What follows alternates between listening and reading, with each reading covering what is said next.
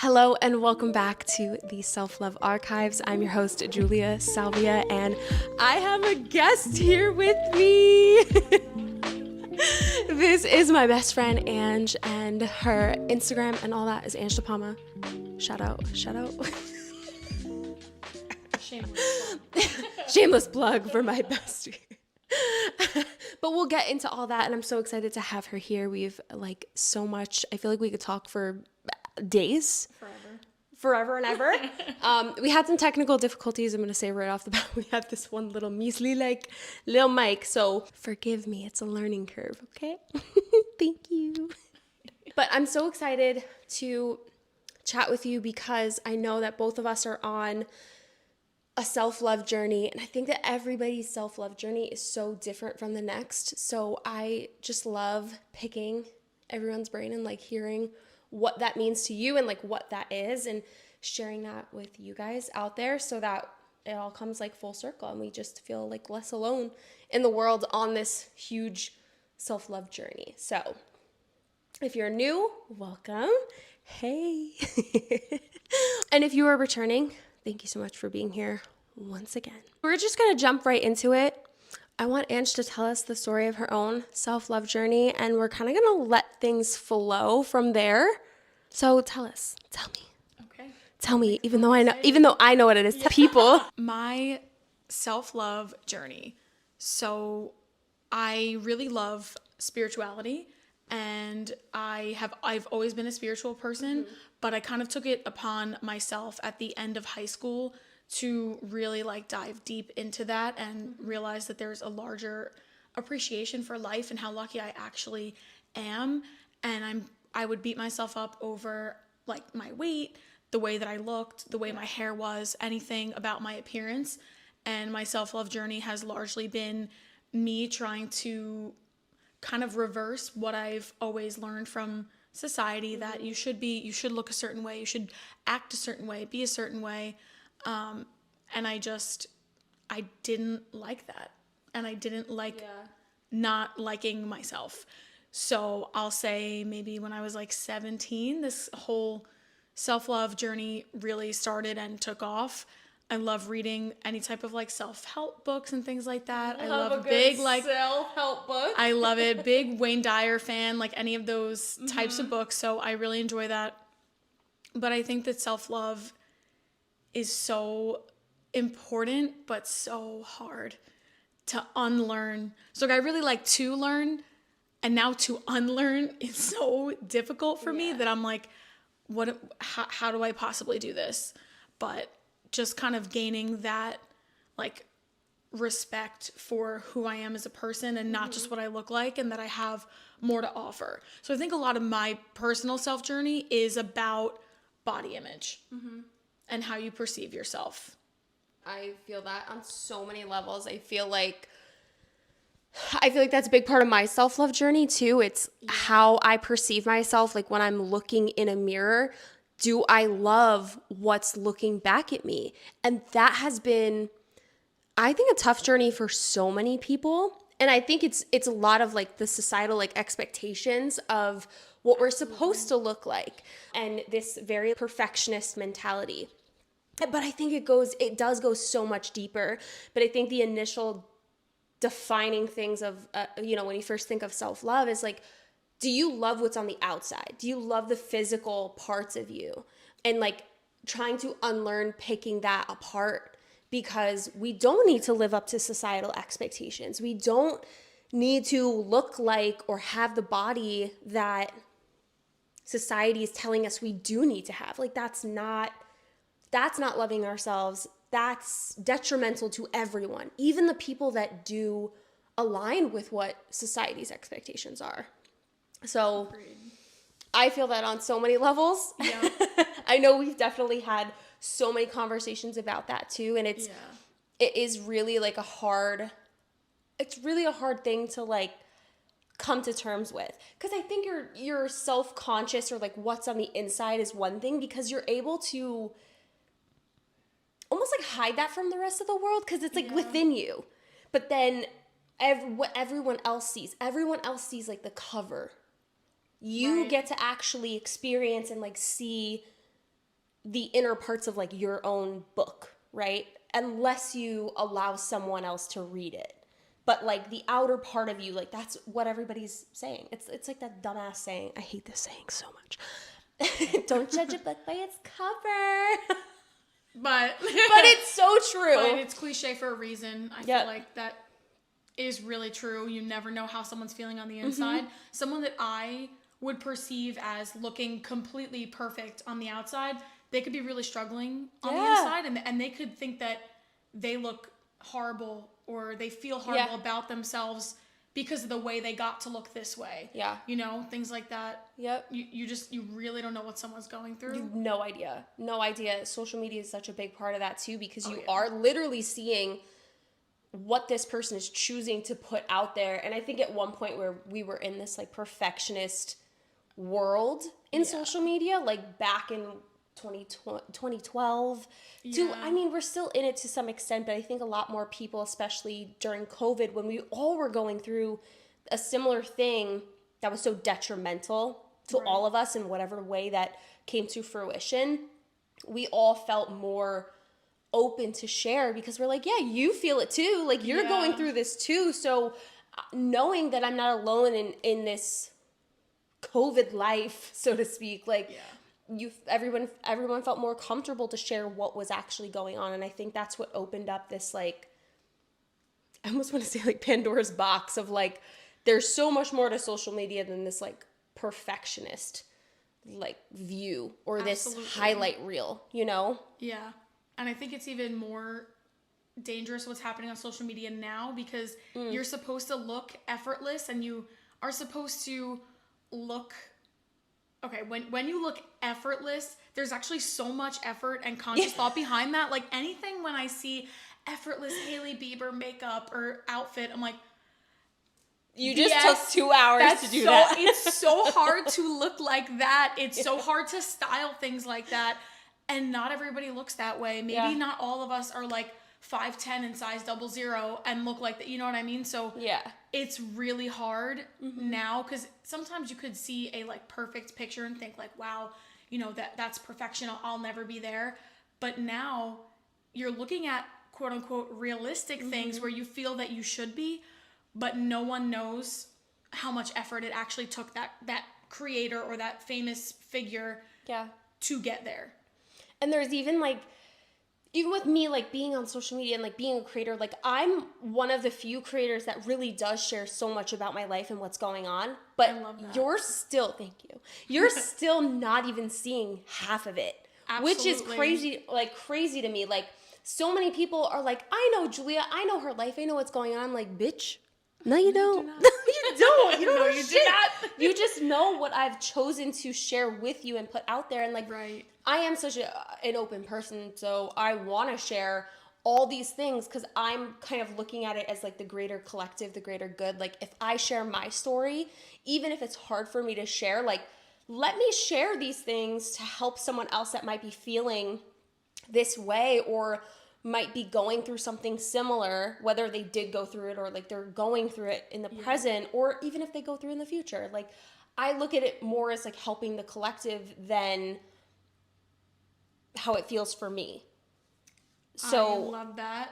And I think that's what drew me to your content in the first place. Fun fact, we met on TikTok. Oh my God, yeah, we did. We should have started with like how we met. So we met on TikTok. Crazy. 2020. 2020. It really was 2020. It was like the height of COVID. And I think we're just both Julia created content forever. I was just starting to create content. And I found your page and I loved how realistic, like, of course, like you look gorgeous and I love your makeup looks and your hair and everything like that. But I was like, wow, this is a person that I could relate to. And then when I saw you posting things in like a similar area in Jersey, I was like, wait a minute. Whenever I see anybody post anything in Jersey, I'm like, friend? I know. Friend? You live in County. You live in Jersey too? What? Yeah, exactly. I think so many creators are either in New York City or LA or they're in a big city somewhere. Yeah. And I feel like we're just in suburbia. Yeah. I like it that way, but you don't find a lot of people like that. So I know. I felt like that for so long too, especially when I started out. Like, and I did like a little quick study abroad in LA. I love that I call it a study abroad because it was So just cool. across the United States. But I lived in LA for like a couple months, and that was my little study abroad to like see if I was gonna love or hate LA. If you haven't already taken a guess which one it was, you know what? I like LA. It's not a place that I would call home, but I love visiting. I love visiting. But I was in this mindset of thinking that everyone lived out in LA, and like a good extent did. Yeah. And still does. Sure. I think a lot of creatives and a lot of influencers live in LA, and there's a lot more brands that are based in LA, so a lot more goes on in LA. But you are seeing that now. That was 2015. Like, you really are seeing it now, like, expanded out towards, here. But I really thought I was all by myself living in the suburbs. And everybody's like, why don't you move to the city? I'm like, no. No, I don't want to live in the city. I like my car. Yes. I like my space. Yes. I like my cleanliness. I don't want rats or roaches. I can't. No. And honestly, that's just like the reality of living in the city. Mm-hmm. I only lived there for 6 months, and thank God, no rats or roaches. But, Lord knows what would have happened down the line. Like, I think people just deal with that. It's just the thing, and I can't. I'll panic. My sister had roaches in her. I'm so sorry, Victoria. But what happens to everybody? It's not like it's probably not like her fault. It just no, it wasn't at all. But I felt so bad. I felt so bad for her, and I think it's funny because everybody's surprised that I've never lived in the city, and I was like, I had never any desire to, ever. I think it's even harder for a creator if you're not like a big time creator who makes a lot of money, because if you're just starting out, you're probably living in a 1-bedroom apartment with 3 other people like I was. Yeah. And where are you going to find the time and the space? Like here, we're able to set up lights. We have a big couch. We can relax. Like there's a few tripods here. Mm-hmm. You couldn't have that in a New York City studio apartment. No. You'd be like, all right, quiet on set, everyone. Like, I need to fucking film. It's so hard to do it by yourself. I tried to do it by myself. But you tried to do a podcast? I had a podcast in like 2019. What? Yeah. It was called The Mindful Minute. I hated it. Wait, on this little commercial break here, Ange spilled the beans that she had a podcast. I did. I wanted it to be about like realistic spiritual practices. But then I think that world of spirituality was like, people expected it to get like too deep, or people would be like, oh, she's like her woo-woo shit. I'm not listening to that. Sometimes I talk about woo-woo shit and I'm like, oh shit, people aren't gonna like me because I talk about woo-woo shit. No, I think they'll find your tribe. They'll find you. I like the Why aren't you giving yourself the same advice? I really should. No, I actually like that. It was cool, but I kind of like not ran out of ideas, but I ran out of motivation. I was like, oh, someone else could write a script. But like, I'm not. If it was gonna be a podcast, I want to do the work. I'm not outsourcing that. Yeah. So. 110%. I feel like if it's meant to be, it'll come back around. Absolutely. There's my woo-woo shit for you. I love it. If it's meant to be, it'll come back around. Yes, and I love that. And I wholeheartedly agree. I really believe that, because funny enough, I actually had a podcast before this one. I started one. It was a really depressing podcast. Wait, what was it about? It was really actually kind of sad. So I am an extremely happy person, okay? Like, I really do take the good out of the really shit situations. Yeah. That's just who I am. But, like, I will lead with the heavy shit situation. Like, I will tell you the darkest thing and be like, oh, yeah, but I'm fine. Like, all's good. I learned this, and this is good. It was supposed to happen. I think that it comes off so harshly sometimes that, like, it's tough to be that true version of myself, like, online. And it's not that I'm not the true version of myself, but I, like, lessen it just a little bit because, like, the dark humor gets real dark real fast, and some people get scared by it. Some people, okay, here's a really good example. So I think you know what example I'm gonna get. So We're at one of Angie's dad is in a band, which is so fucking cool. And I went to one of his shows with you and a bunch of your friends. And I think one of your friends was talking to me about how cool your dad was for being in a band. And I was like, yeah, he's like, that's so cool. And I said something that was just like so heavy on the dark humor. Do you remember what I said? I don't remember what I said. You said something along the lines of like, I think my friend was like, oh, I wish like my dad would do something cool. And I think and you're like, I wish that too, but mine's dead. Yeah. So like really, really just like cut right to the point. Like, and I think so my friend nonchalant. Was like, but she also likes dark humor, so I think she wanted to know if it was like okay to laugh. Yeah, I think that's okay. Then she loves it. I think that's what it is with dark humor. Is like, it is okay to laugh if someone's coming in with the dark humor. And I think anyone who's sharing the dark humor knows that too. They do want you to laugh. But I also find it really funny when people give you this blank stare of like, did she really just say that?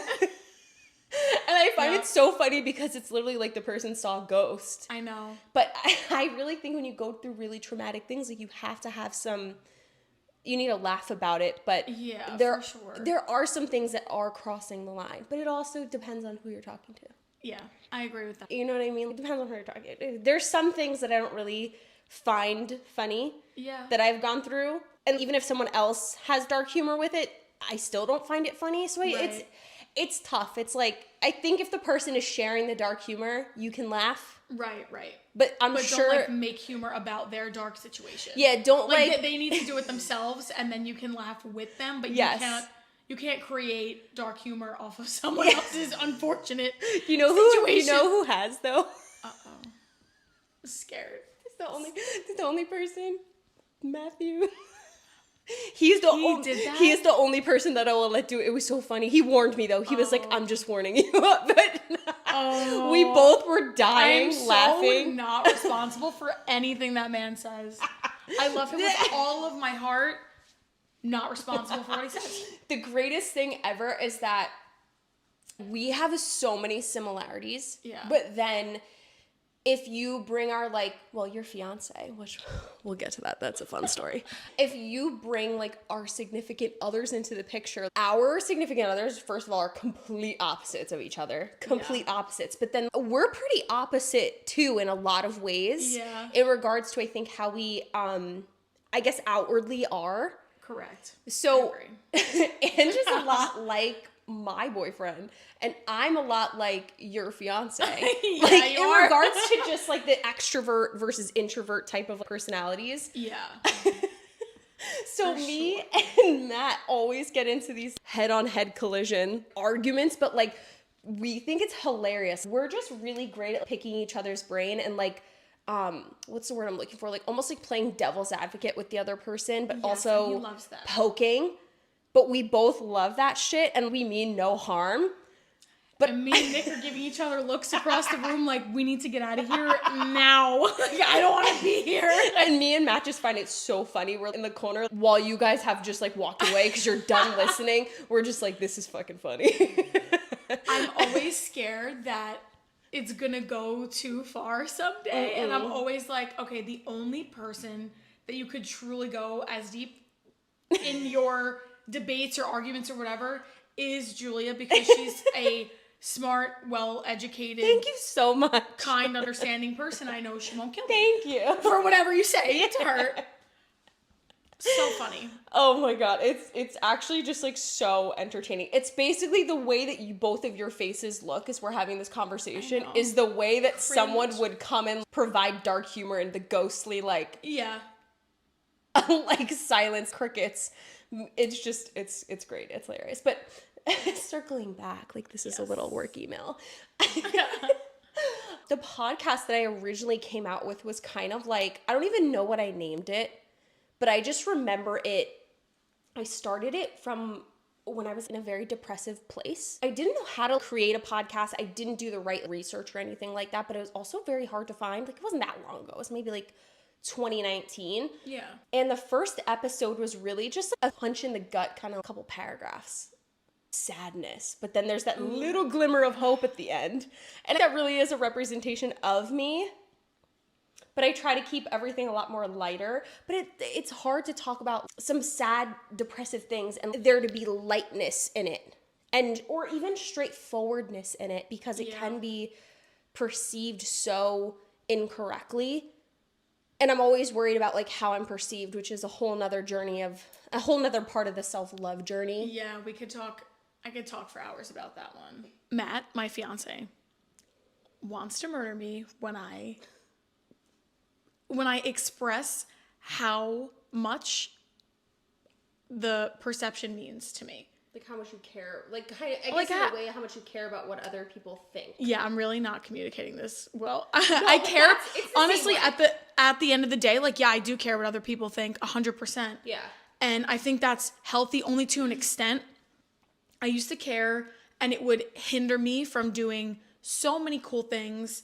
And then I just, in college, decided to just let that go. I'm like, I was insecure about my body.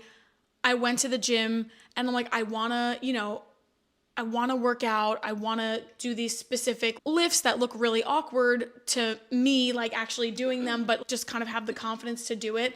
And then I made friends and I learned how to correctly do these exercises. Caring about what other people think, I think it's healthy to an extent, because you want to present yourself a certain way. Mm-hmm. I have a certain idea of what I want to look like and how I want to be perceived.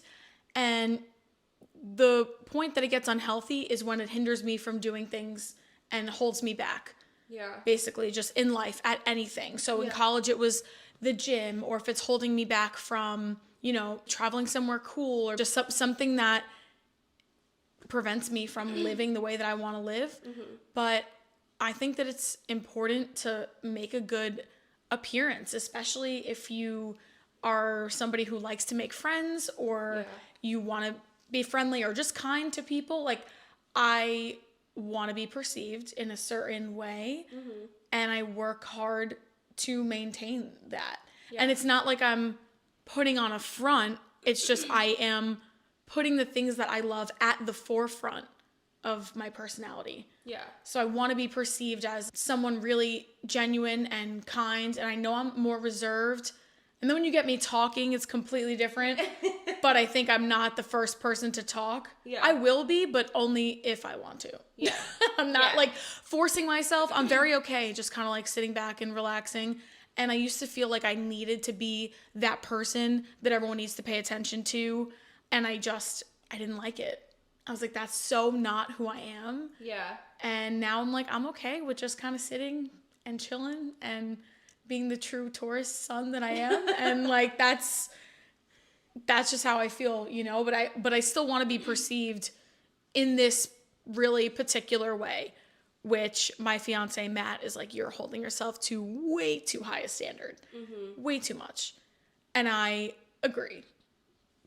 But it's hard to not because I've been doing that my entire life. Yeah. I always want to be perceived as like, okay, Angie's the person that does the right thing. She's loyal. She's always there for people. Yeah. Like I would hope that I am perceived that way. I think my close friends perceive me that way. You that way. Thank you.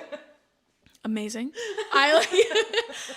I stopped really caring about what like the outside circle of friends thinks. So it's not really a circle of friends. It's more like your acquaintances that you run into, and maybe you have a couple mutual friends, but you're not really friends yourselves. Yeah. Now I'm like, I don't care what they think of me. Like, it just doesn't matter. But, if I'm trying to make a good impression, I am really, really caring about how I am, how I act, how I look, all those things. Yeah. I think that there's like a happy medium. Yeah. By the way, this is really heavy. You're Libra rising. All of that. Is it really? Yeah. It's like, it's really, well, Libra, when you think of Libra, you think of like the scale, right? Yeah. And Libra's always wanting to like be in balance. But something I heard the other day, when someone just says something differently, like it's not that you didn't know this already. It's just someone says it differently and this light goes off and you're like, oh, or you see it for the first time. Yeah. It's that we're always fighting to find the balance, right? Because I have a Libra moon, so I feel that really heavily like with my emotions, and as a Libra rising, I'm sure you feel that even harder. But Libra's also humanitarian. When I think of Libra, I think of like a judge. Yeah. And kind of where a judge's sure. stance is.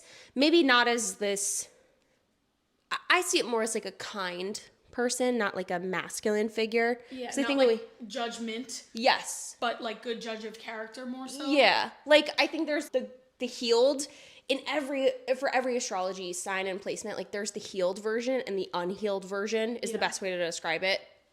And the healed version of a Libra is the good of the people, the balance and things like that. But what I heard about balance is that we're always trying to find balance. Yeah. But the balance is finding the balance in between being in balance and being out of balance. Yeah. It's the middle of being in and out of balance, not just the balance. Yeah, it's not just black and white, like you're balanced or you're not. Yeah. It's in the middle. That makes a lot of sense. I feel like that's allegorical on multiple. Yeah. Really makes you I think. Really makes you think here.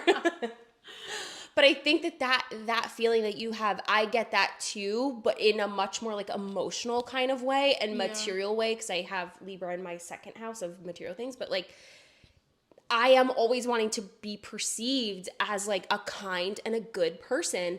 And I'm hoping that that's how I'm perceived. And you entering the social media world too, a couple years ago, that's such a big thing too. Wanting in marketing in general, like you have to basically choose like, okay, how do you want this brand to be perceived? But when you are the creator, when you are the influencer, it's like, okay, well, how do you want to be perceived? Because you are the creator, you are the content, you are the brand. So how do you want to be perceived by these people?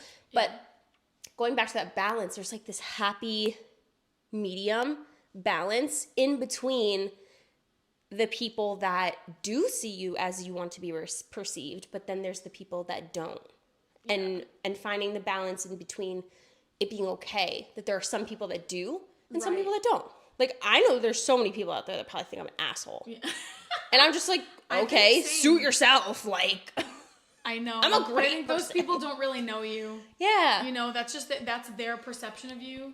I feel like, what's that cliche saying that's like, what other people think of you is none of your business. Mm-hmm.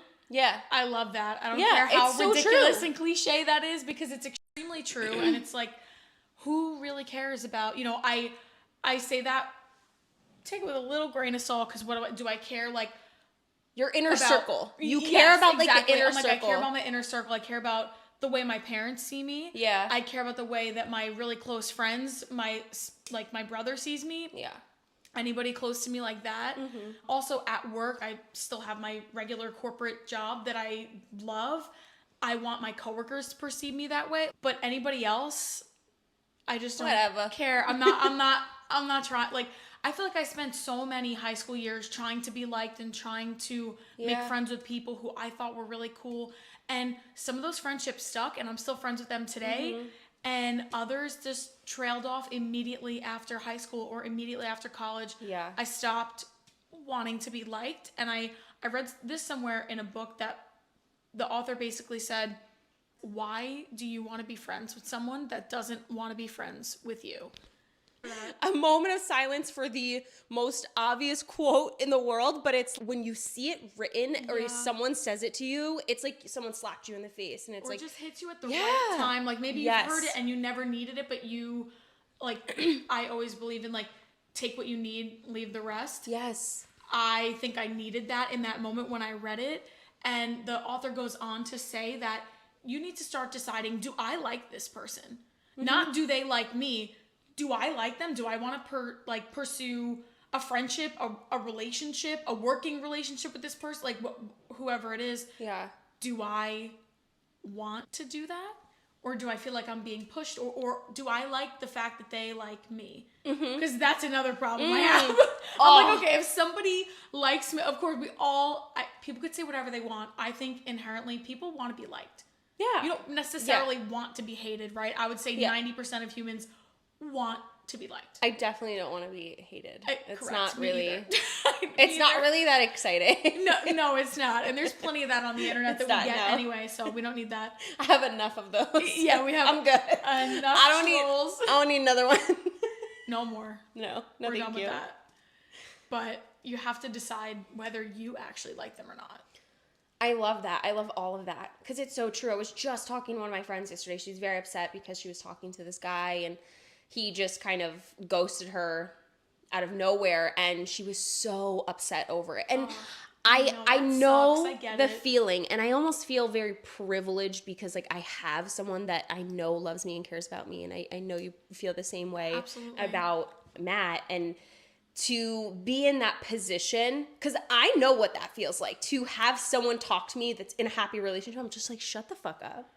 I literally am just like, shut the fuck up. But I know that they're right. I don't want them to be right because I just want to sit and sulk in my misery and be like, fuck this guy. Like, I don't want to talk. Like, you know what? F him for ghosting me. He's a dick. And I'm so upset because I really liked him. But why do you want to be with someone or talk to someone or be around someone that doesn't like you?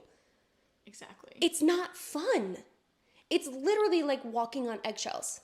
Absolutely. Trying to be someone that you're not is hard, but I feel like that's what your like middle school through like college years are. It's like you're figuring out who you are when you're young, and some people think you're really weird and you don't care, or some people think you're weird and you're like, oh my God, I need to like all the mainstream things and do the mainstream stuff. I think we've talked about this before because you mentioned in a previous podcast episode that you felt like an outcast a lot of the time growing up. I still do. And I feel me too. I still do.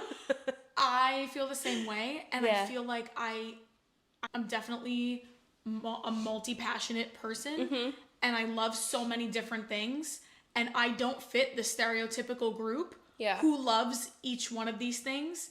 And I think the stereotypical people in these groups, like, for example, I'm thinking of like, okay, like reggaeton is my favorite music, and I love like going to the gym and doing Olympic lifting, and I have aspirations to compete. Yeah. But I also love hair and makeup. I feel like that might be why we're friends, because I fit that. I fit those. And thank God I found you now. Where were you 10 years ago, girl? But I was like, I don't think that somebody who, and that's not to say like that's impossible. Like obviously I like all those things, right? But people who fit the stereotypical of like hair, makeup, nails, they probably don't like to do Olympic lifting. Yeah. You know what I mean? Yeah. Like it's just a lot of things that really contrast. Yeah. Or they're opposites. I don't know how to put that, but. No, it's so true. It's like. I don't fit the groups of anyone.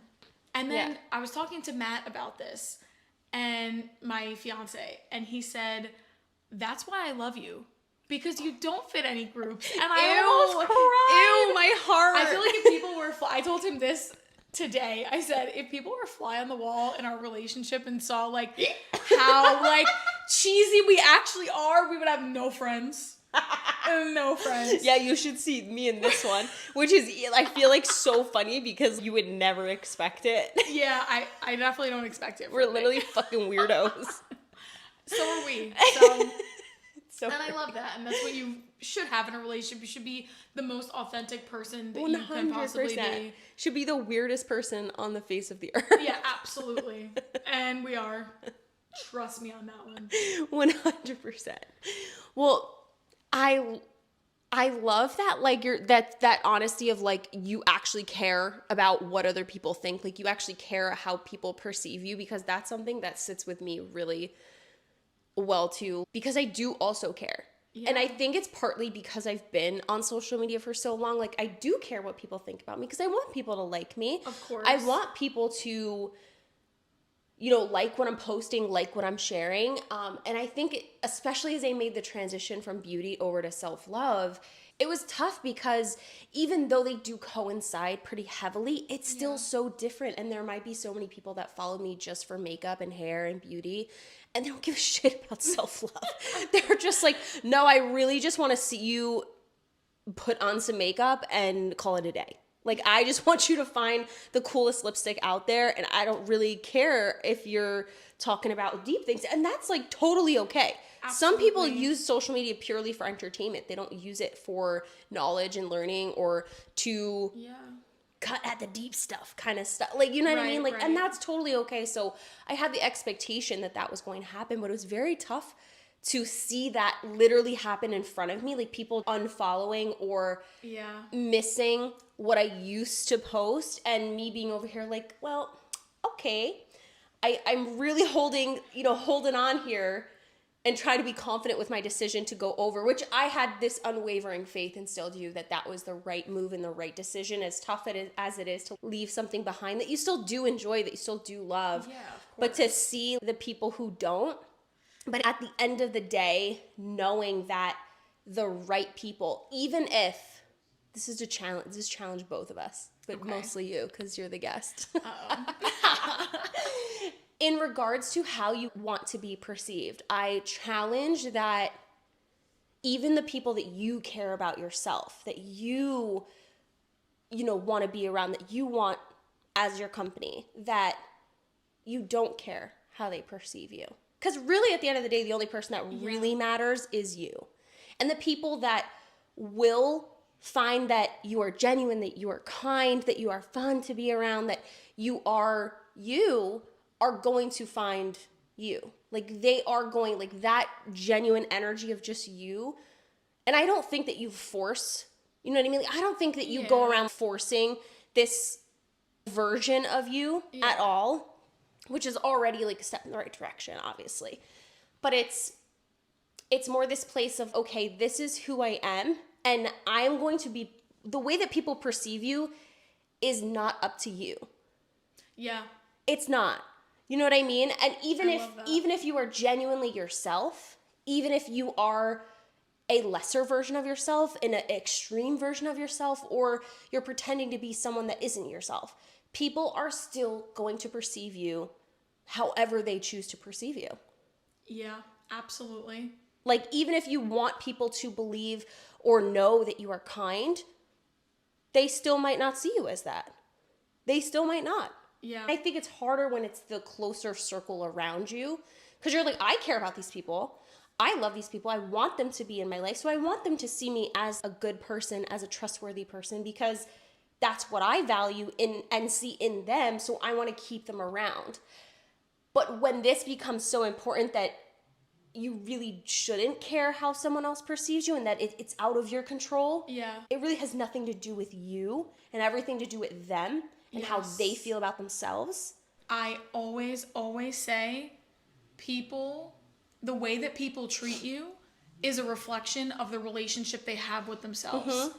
So when somebody who is insecure and doesn't love themselves and is upset with themselves one way or another, either consciously or subconsciously or unconsciously, they will lash out at you, be mean to you, take you down, feel like they need to knock you down a peg, feel like they need to one-up you.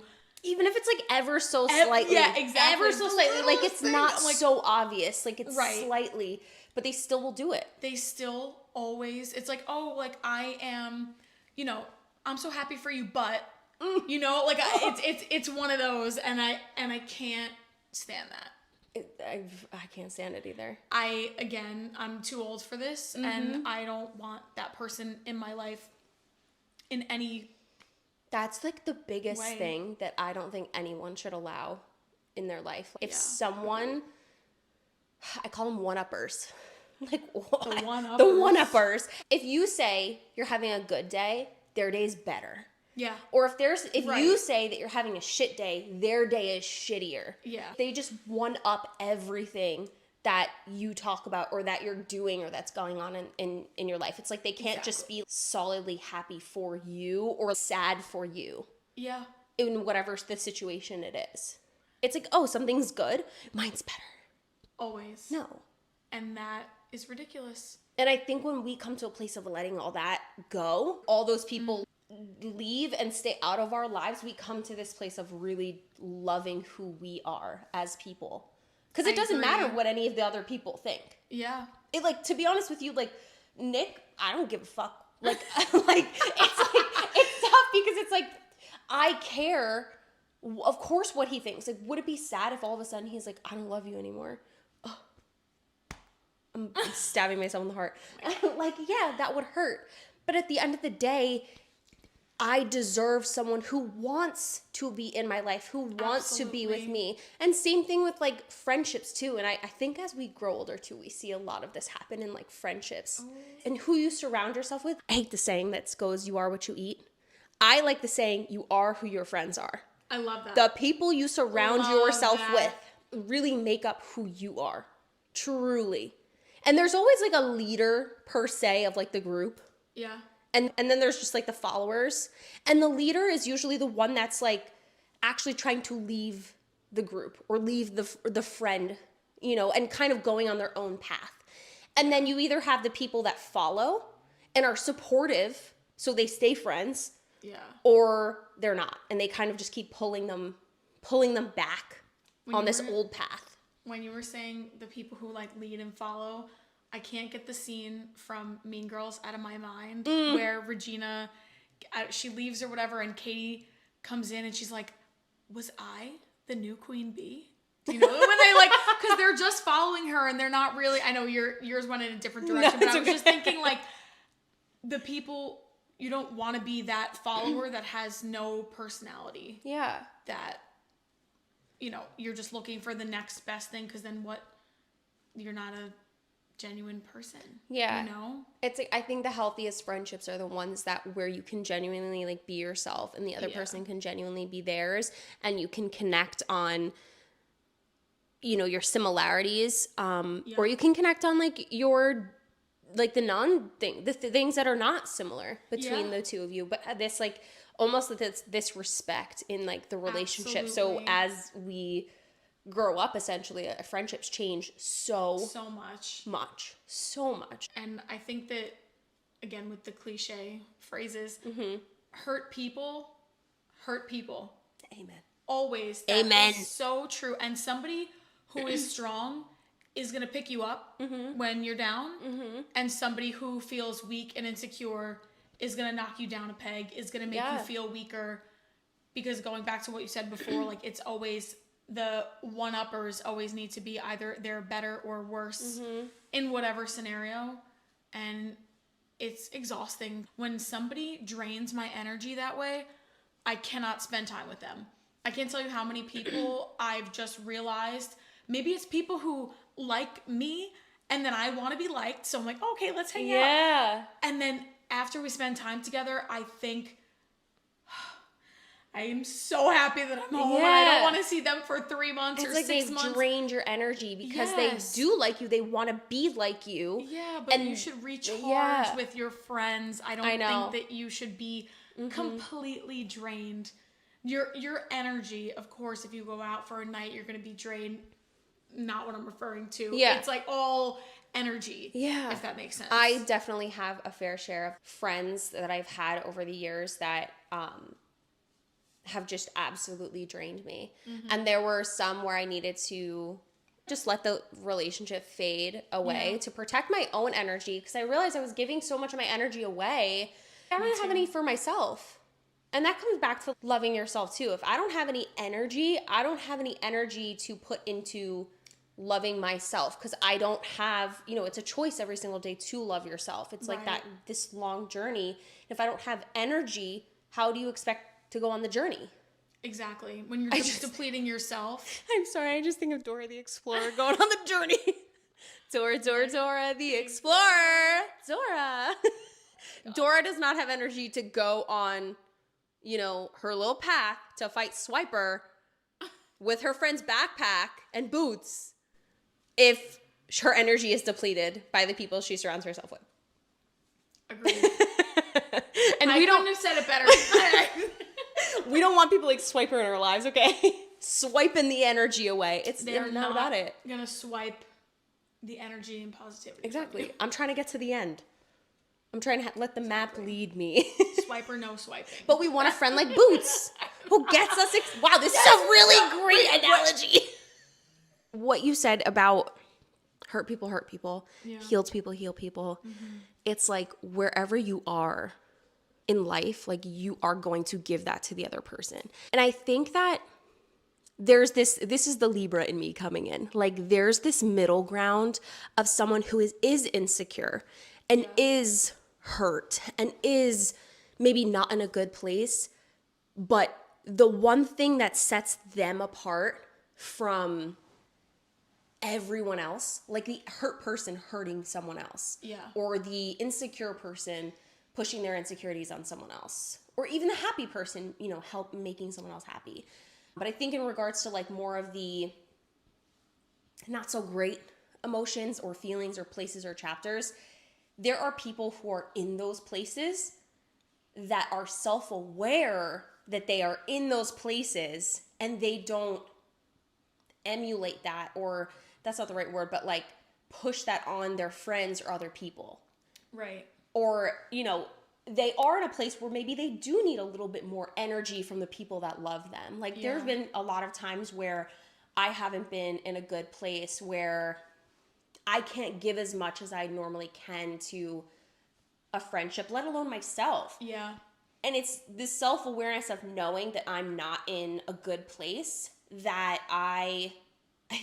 communication.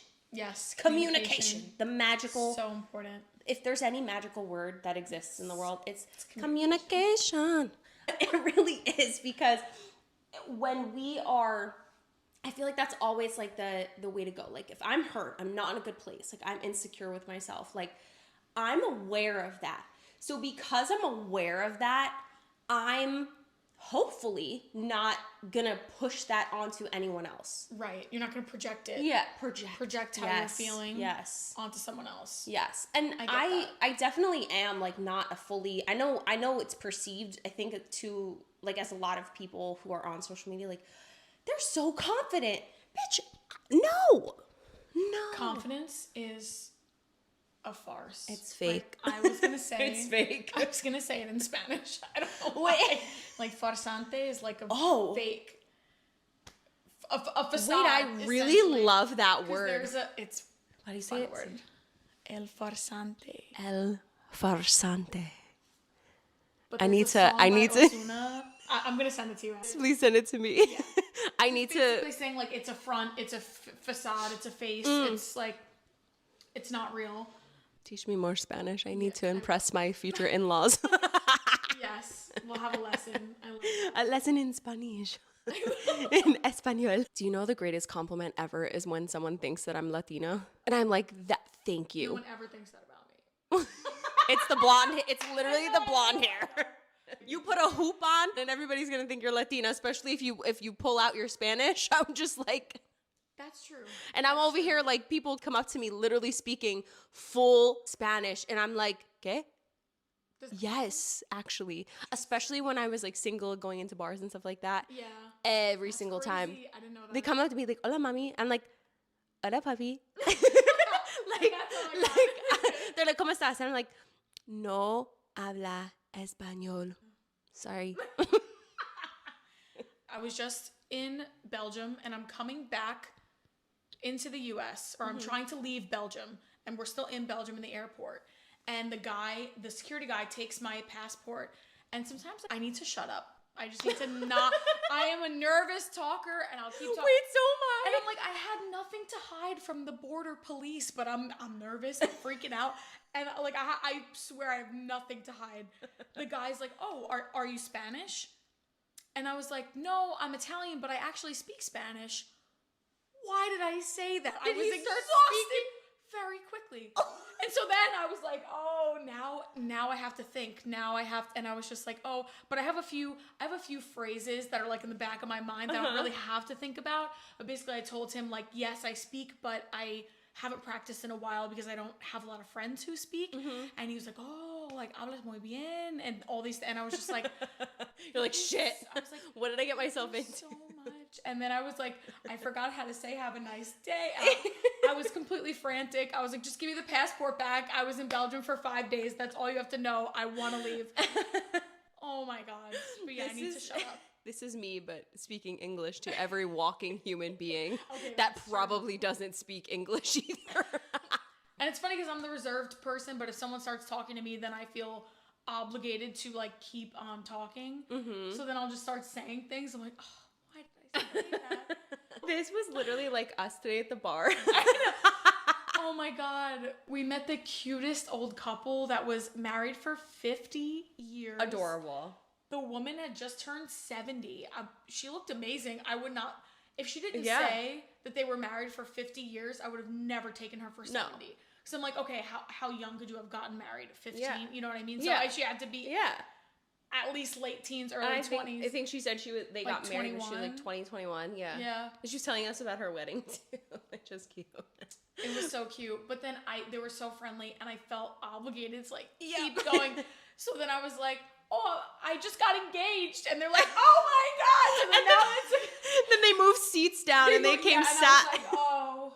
Like they were so nice and I loved that. I love it. It was so cute. But I just felt like I couldn't shut up. I just kept saying stuff. I know. I was like, we gotta go film this podcast. I It's gonna be know. so late. It's fine. I enjoyed my time with them. They were really cute older couple. Same. I hope I get to be that way. I know. Having a cute drink with my husband I in know. 50 years. I would love that. Same. That's what I want. It'd be lovely. And then the husband, they had their Halloween drinks out, and one of them was an it drink, and they literally tied like a red balloon to it. And he kept ordering that drink, and then he loses his balloon. And the balloon floats up to the ceiling, and his wife He's is like, uh-oh. His wife is like, don't bother with the balloon, leave it. And the guy's like, I already blew it up. But yeah, I just feel like I need to keep talking. And an acceptable answer is just yes or no. That's true. If you want to keep talking, like that's great. But Yeah. you don't have to feel That's me. obligated, like myself. I never start it, but I continue it. Yeah. See, I'm a starter. I know you are a starter, and that's why when we talk, it's for hours because you're a starter and I'm the continuer. And that's that. There's no hope for us after that. Me and my 5-minute voice messages.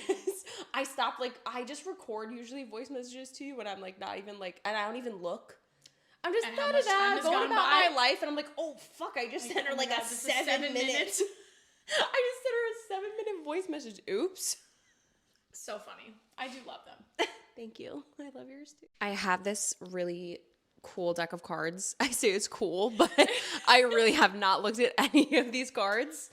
But they're from We're Not Really Strangers. They sent them over to me, and I thought it'd be it's their new self-love deck. So I thought it'd be the perfect thing to end with to answer a question from each part of the deck. I love it. It is past, present, and future. Okay. So basically about yourself in regards to self-love. So the past will be about your past self, present, current, and future, your future self. So I feel like it's like a Christmas Carol. The Christmas.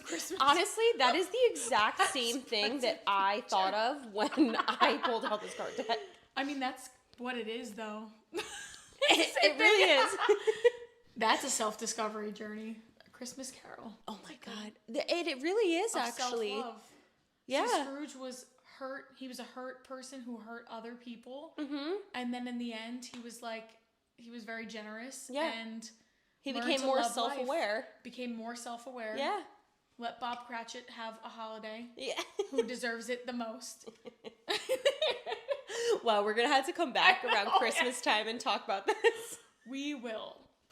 I kind of love that. Wait, That's one of my favorite Christmas movies. What an iconic thing to talk about is classic Christmas movies and how there's a representation of basically self-love in every single one of them. The Misfit song. The Misfit toys. I know. Wait. Genius. We're doing it. We need to sit down and... We'll be back. Okay, so the first card is past. Okay. When was the last time you didn't feel beautiful and why? Oh, knife to the heart. I know. I'm like, oh, the last time I didn't feel beautiful. I think that this is probably 6 months ago when I had newly moved in with my fiance and we both had gained relationship weight and I was really not feeling like myself. I was feeling so uncomfortable in my own body. I wasn't really going to the gym. I kind of just lost all my motivation to go. Yeah. We're eating like crap and I feel horrendous right now. But honestly, this is why it's important to have somebody in your corner, especially your significant other, because Matt made me feel so much better about it. And we made a plan to improve ourselves. We're going to regain control. Yeah. And now we're both active, pursuing things, and just the motivation is back. Yeah. But yeah, I think it comes back down to the body image. Why didn't I feel beautiful? I'm because I'm not perceiving myself the way that I want to be. Yeah. I am not that way, so I am not beautiful. Ugh. but that's not true. But that's hard to tell yourself in the moment. Of course, no, 100%. Yeah. I think the biggest thing that really proves that to you is looking back at your old photos and being like, oh, I wish I looked like her. But then remembering that you didn't love yourself in that photo. Always. Like remembering, you're like, oh, I wish I lost 5 pounds. Or like you were you're feeling the same way about yourself as you do now as you did in that photo that you're wishing you looked like. Absolutely. The same way, the same thing. I want to make a video where I post different pictures of myself over the years at all different weights. When I looked my absolute best when I was like 18, 19, going to the gym for like 3 hours every single day to the point where I was like skipping class to go to the gym, like insane. Goodness. Yeah. Like I had abs. I'm looking at the pictures and I'm like, that's horrible. And in my mind, all I could think is, like, I thought I was fat back then. Like, Isn't that I thought crazy? I was fat. Insane. I'm like, my arms, because I remember taking the picture and I'm like, oh my God, my arms look horrible.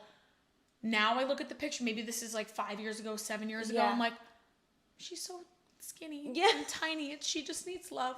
Yeah. And maybe a cheeseburger. The same.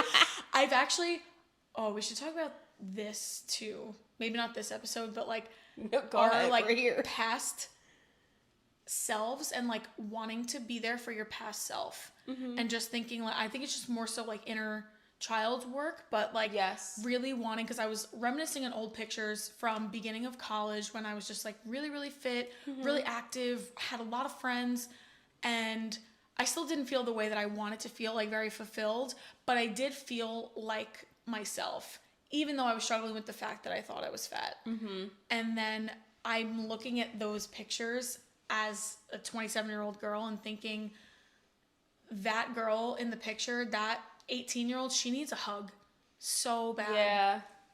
Yeah. So bad. There are so many pictures. I've been deleting like all of the photos and videos, saving them like to a folder, but deleting them off of my phone. And as I'm like going through them, I'm looking at this person, and there's that side of me that's like, oh, I wish my body still looked like that. But then there's the other side of me that's like, yeah, like she needs a hug. Like I wish I could have been there for her in the way that I know I'm there for myself now. Absolutely. Absolutely. And that's the journey of self-love. I love that. Okay, this is a good one that we kind of touched on, but we'll reiterate. Whose opinion matters? That's like so perfectly in line with everything. Absolutely. Whose opinion matters? Do you want to know the right answer that I'm over here answering the question for her? Like no one. You? My your own? My own. But even your own isn't really one, like it matters, but it's like our ego. It's like not our ego. Sometimes, I was just going to say, but sometimes our opinions are negative and it's the ego trying to come through and be like, you're not good enough. Right, exactly. Yeah. Which I don't want to say that those opinions matter. Yeah. But I think realistically, whose opinion matters, people that I respect, people that I look up to, I care about what they think of me. Yeah. Like I once had this boss, she was my first boss of my first job out of college. She's perfect. Like she's so intelligent and really smart and really driven and a well-respected person. I loved her and look up to her, and I still like keep in touch with her, and I still want to be her to this day. And so I would be upset if she was like, I'm disappointed in you for whatever reason, if that would be a reason. That's the worst thing to say to someone. I'm disappointed in you. I know. My parents would be like, I'm not mad, I'm disappointed. I'm like, oh no.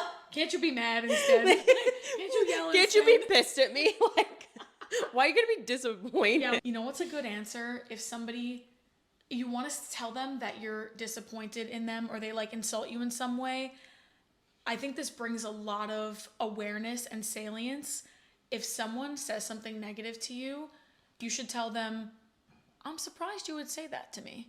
Or I'm surprised you would say that, or I'm surprised you would think that about me, or about whatever situation, because that gives the idea that they were perceiving you as the person who's speaking unkindly. They were perceiving you as a good person. Yeah. And now because you said this, it's laying on the guilt thick. I only use it when it's very, very much warranted. Oh, I love that. But it's a way to not be a bitch essentially and be like, you know what? Or if you're like actually hurt, you don't have to tell them that you're hurt, but you'd be like, I'm surprised you would say that. Yeah. I Love that. I really My like that. grandma taught me that and I will never forget it. Go grandma. I love Like, her. I really like that. Like, I'm definitely using that. Next time someone says something unkind, I'm just gonna be like, I'm really surprised that you would say something like that.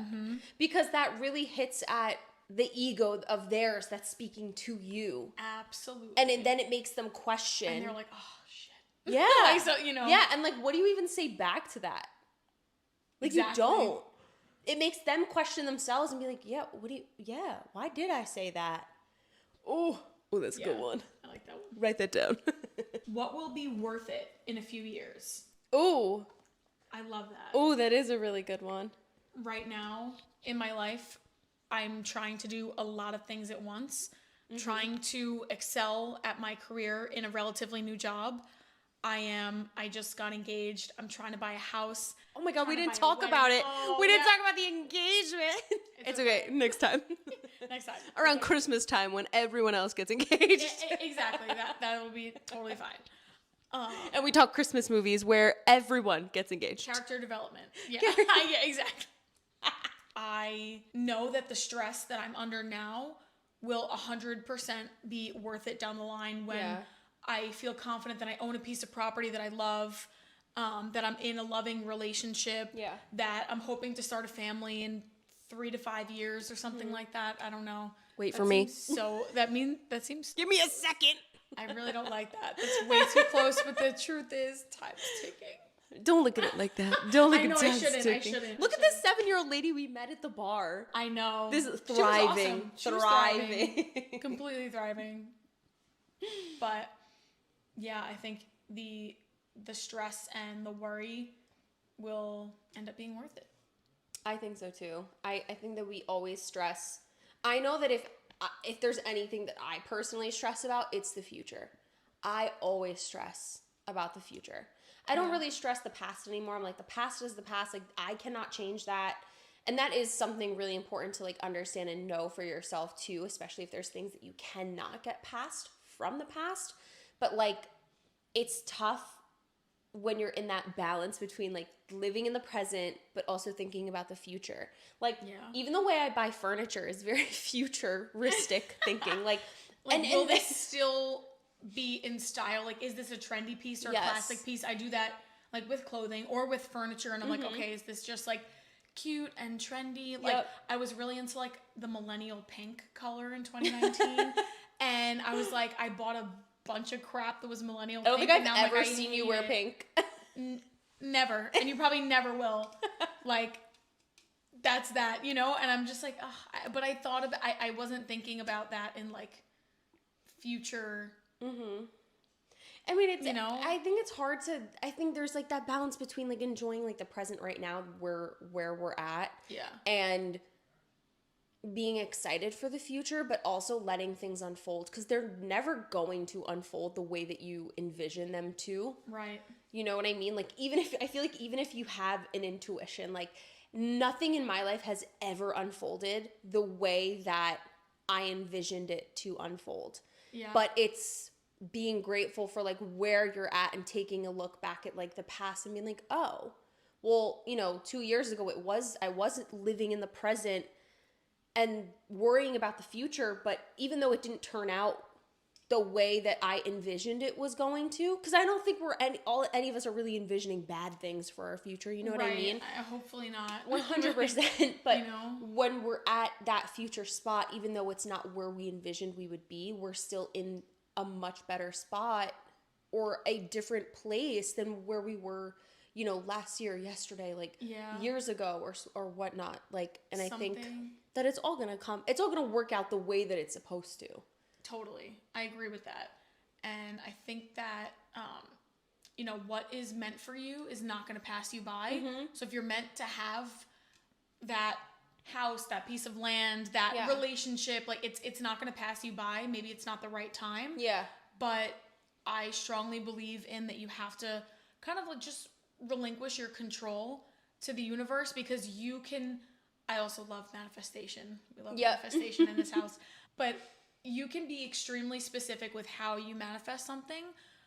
And you should be specific, but leave it up to the universe about how that's going to come about. Yeah, because it all does come to you in the way that it's supposed to, in the right time, in the right, with like the right energy, all of it. And it's so tough to see.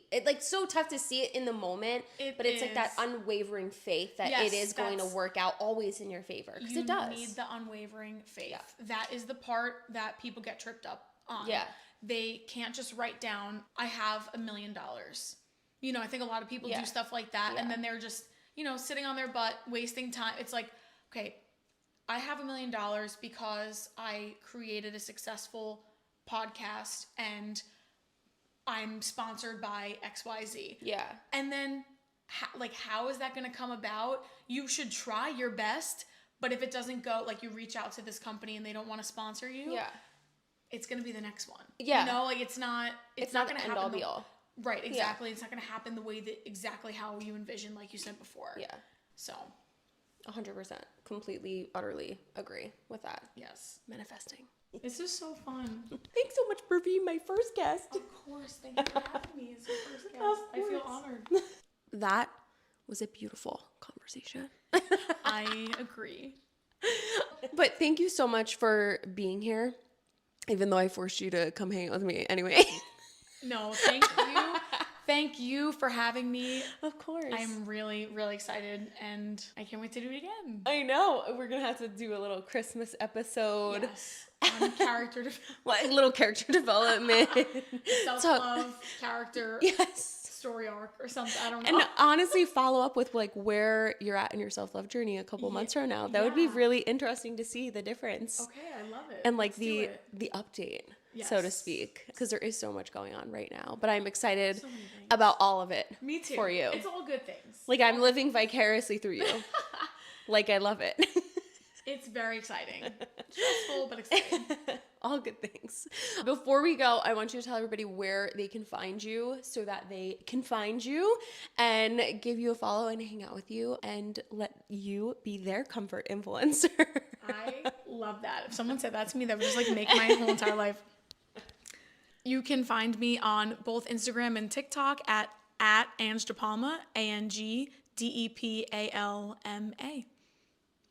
And don't forget about your food page too. She has a food page. And I recently started food blogging. So it's eat_with_Ange, ANG. Eat with Ange. Perfect. And it's linked in my Ange DePalma bio. So and the other one's linked too. So and you'll get to see find it. The spooky drinks that we had tonight. Yes. Very excited and looking forward to that. Well, thank you. I love you so much. Thanks for being here. Thank you. Of course. And thank you guys so much for tuning in to the very first episode where I've had a guest. It was definitely a lot easier to film this episode with someone than it is by myself. It's better when it's a conversation. 100%. But I love you guys so much. Thank you so much for tuning in. I appreciate you to the moon and back. And I will see you next week, same time, Sunday, 12 o'clock Eastern time. Bye.